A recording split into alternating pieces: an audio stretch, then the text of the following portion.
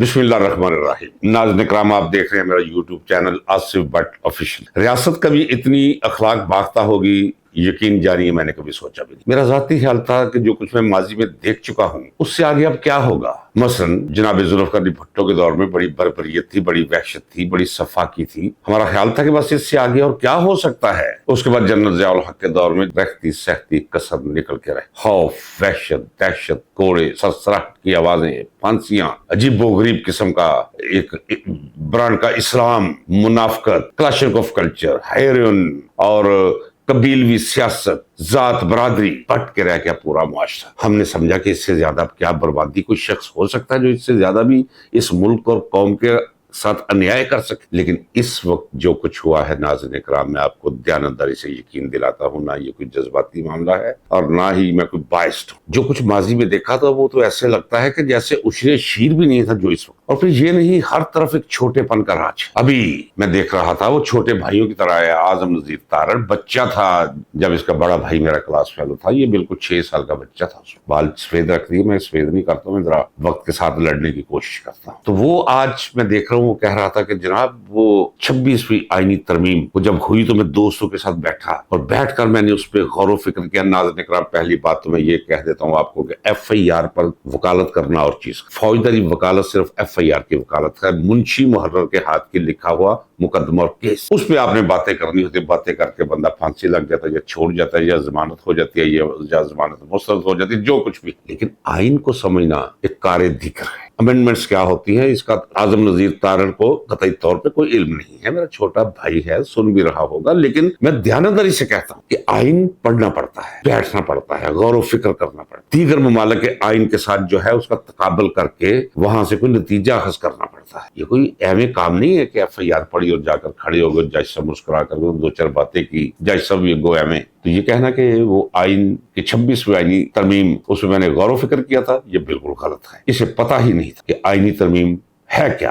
आप जानते नहीं है। वो फुटेज आपको याद नहीं है कि किसी ने पूछा, एक सहाफी ने, सहाफी का नाम भी मैं जानता हूँ, नहीं लेता हूँ इस वक्त, बोला जनाब ये तो बता दे कि उसके मंदरजात क्या है। तो मुंह से निकल जाता, कभी कभी कुदरत सच निकाल देती। तो उसने कहा कि नहीं अभी मुझे वो मिला। और जब ये गए, आपको याद होगा नाज़रीन इकराम, फजलुर रहमान बहुत काया आदमी है मौलवी फजल, जब जो उसके पास गए, जाना फजलुर रहमान के साथ ही था, लेकिन वो पूरा तिगनी का नाच नचा के जाना चाहता था, कुछ बनवा के जाना चाहता। उसने भी कहा, उसने कहा जनाब बताए तो सही, जिस आईनी तरमीम पे आप हमारी हमायत के तलबगार हैं वो आईनी तरमीम है क्या। तो उन्होंने कहा जनाब वो हमारे पास तो नहीं है। तो मौलवी बड़ा समझदार है, उसकी मुस्कुराहट में एक तंज था जो आज तक भी मुझे याद। और नाज़रीन इकराम, आपको याद है कि मैंने आपसे कहा था, ये कहने दीजिए मुझे कि ये जैक ब्रांच, ये लफ्ज, ये जुमला, ये लफ्ज़ी तरकीब, ये आपने मेरी जुबान से सुनी। तो जैक ब्रांच ने तैयार किया। और मैं कहता चला आ रहा हूँ, ये फैसले हो रहे हैं, ये सुप्रीम कोर्ट से हो या हाई कोर्ट से हो, ये जजेस बेचारों का काम नहीं है। वो जमाना लग चुका, वो अब तारीख का हिस्सा बन चुका, वो अफसानवी बातें हो चुकी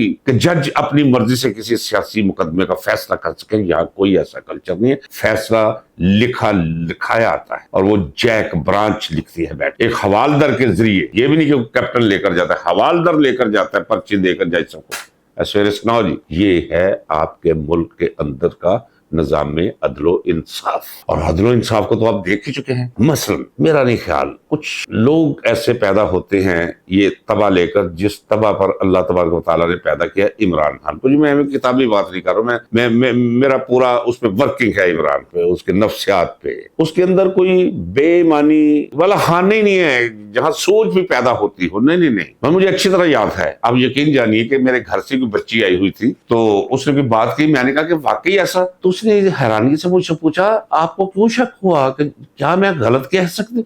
यानी वो सोच भी नहीं सकते लोग कि हम वो कुछ झूठ बोल सकते हैं।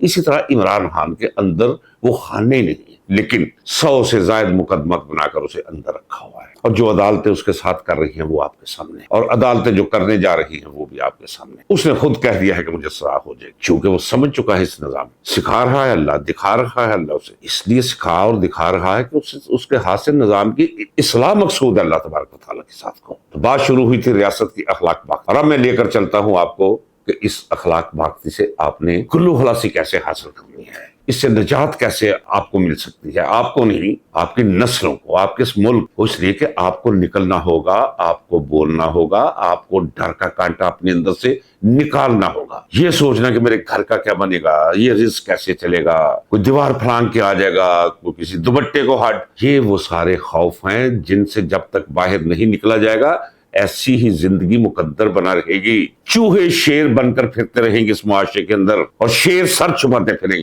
صرف ایک بیماری لگ چکی ہے، تباہ شیروں والی بیماری لگ چکی ہے، خواجہ سراؤ والی، ڈر، خوف۔ نکلنا ہوگا اس سے، نہیں تو کچھ باقی نہیں بچے گا۔ اچھا، مجھے بار بار یہ کہنا عجیب لگتا ہے کہ میں نے یہ کہا تھا، لیکن کیا کروں؟ آپ کو یاد ہے کہ میں بہت دیر سے کہتا چلا رہا ہوں کہ یہ اسرائیل کو تسلیم کرنے جا رہے ہیں۔ آپ کو یاد ہے میں بھی پاکستانی، سر سے لے کر پیروں تک پاکستانی، لیکن اگر اس میں کوئی پاکستان کی یا پاکستانی عوام کی خیر کی اور اس کی فلاح کی کوئی صورت مجھے نظر آتی تو میں مبارکباد کہتا۔ پاک سعودی اکارڈ ہوا ہے، معاہدہ ہوا ہے مشترکہ دفاع کا۔ اس کا مطلب یہ ہوا کہ اگر ہندوستان پاکستان پر وہ صندوق ٹائپ کوئی مہم جوئی کرے گا تو آپ کیا سمجھتے ہیں کہ یہ سعودی عربیہ اپنے وہ بڑا اسلحہ ہے اس کے پاس خریدا ہوا، پیسہ بہت ہے اس کے پاس، آپ کو ایک گولی تک نہیں دے گا، ایک پستول تک نہیں دے گا، نکارہ قسم کی گن نہیں دے گا۔ اگر کبھی ہندوستان کے ساتھ آپ کا خدا نہ کرے کوئی ٹاکرا ہو گیا دوبارہ، کہا جائے گا اس وقت مشترکہ دفاع کا وہ معاہدہ۔ ہاں، ایک کام کیا ہے سعودی عربیہ نے، وہ یہ کیا ہے کہ ایک تو اپنے خاندان کے لوگوں کو ڈرا کے رکھ دیا ہے کہ پاکستان کی فوج میرے ساتھ ہے، کیونکہ اسے اپنے اندر کی فوج، چونکہ آپ کو اس کی جو اپنی فوج ہے، یہ یاد رکھیے ناظرین کرام، یہ کوئی بھی آپ کو نہیں بتائے گا، جو سعودی عربیہ کی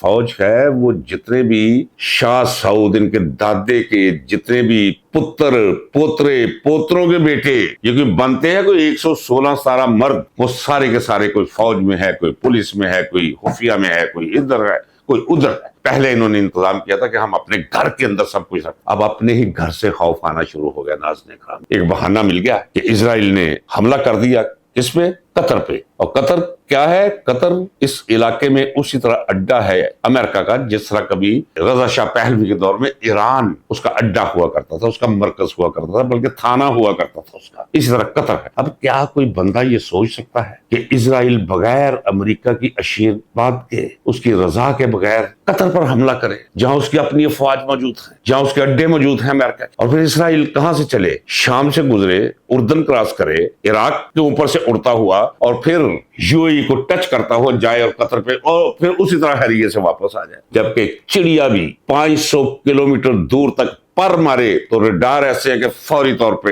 حرکت میں آ جاتے ہیں، اور ریڈاروں کے ساتھ منسلک ایسا نظام ہے دفاعی کہ فوری طور پر اس جہاز کو وہیں پہ پھڑ کے نکارہ کر دے کہ اس کی مشین جیم کرتے۔ یہاں تک ٹیکنالوجی پہنچ چکی ہے، اور ساری کی ساری ٹیکنالوجی خاموش، اور اس کے سائے میں، اس کی آڑ میں فوری طور پر یہ باتیں پہلے چل رہی تھی۔ یہ کوئی ابھی کی بات نہیں ہے، کیونکہ یہ پرابلم شروع ہوا ہے خاندان کے اندر، آل سعود کے اندر۔ تو کنے پیسوں کی ضرورت ہے؟ کہاں حکمران کوئی ایسا ہے مسلم کنٹری کے اندر جن کے اندر نہ غیرت ہے، نہ حیا ہے، نہ قومی وحدت ہے، نہ قومی شرافت ہے؟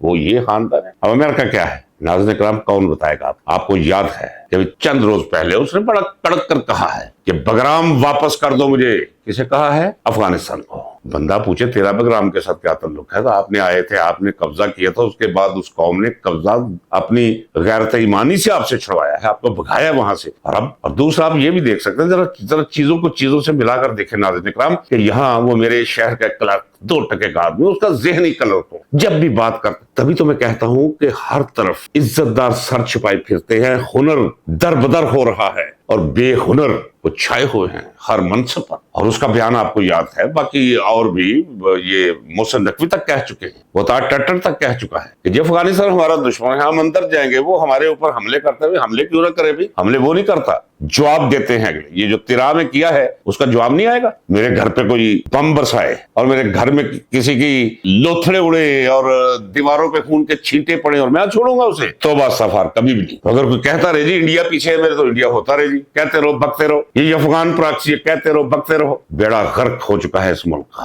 اور رہتی سہتی کسر یہ نکالنے لگے ہیں انٹرنیشنل پالیٹکس کے اندر آ کر۔ یہ جس طرح وہ پتھر کی چکیاں ہوا کرتی تھی جس میں وہ گندم پیسا کرتی تھی ہماری بزرگ مائیں، یہ اس طرح پس کر رہ جائیں گے 2 چکی کے پاٹوں کے اندر، نہ اپنا کچھ چھوڑیں گے، نہ اس قوم اور اس ملک کا کچھ چھوڑیں۔ اور میں یاد ہے ناظرین اکرام آپ کو، آج سے 2.5-3 مہینے پہلے میں نے کہا تھا کہ ایران کے بعد اصل ہدف پاکستان ہے اسرائیل کا, یہ یاد رکھیے گا. آج میں کہہ رہا ہوں, اسے نوٹ کر لیجئے یا کہیں لکھ کر رکھ لیجئے, اور بہت جلد اگر صورتحال یہی رہی, غلطیاں اسی طرح آپ کرتے رہے, وہ تو بڑھتا چلا رہا. آپ تو تسلیم کرتے چلے ہوئے, یہ ساری عرب دنیا اسے تسلیم کرتے چلی ہوئی, کچھ کر چکے ہیں, کچھ رہ گئے ہیں. یہ آپ کا یو اے ای, یہاں سب سے بڑی, پوری دنیا میں سب سے بڑی جو فائنانسنگ کمپنی ہے وہ اسرائیل کی ہے, جس میں تمام یو اے ای کے شیوخ نے انویسٹمنٹ کر رکھا. دفاعی معاہدہ بھی ہے ان کا اردن کے ساتھ, دفاعی معاہدہ, اردن مسلمان نہیں ہے. تو یہ تو ایک نیا منظر بن رہا ہے. اس منظر کے اندر ہم کہاں کھڑے ہیں؟ سوال یہ ہے. جب یہ خوشیاں منا رہے ہوتے ہیں, خوشیاں ان کے منانے کی کوئی نہیں ہے. یہ شہباز شریف سے مجھے تو کوئی نہیں ہے. وہ جب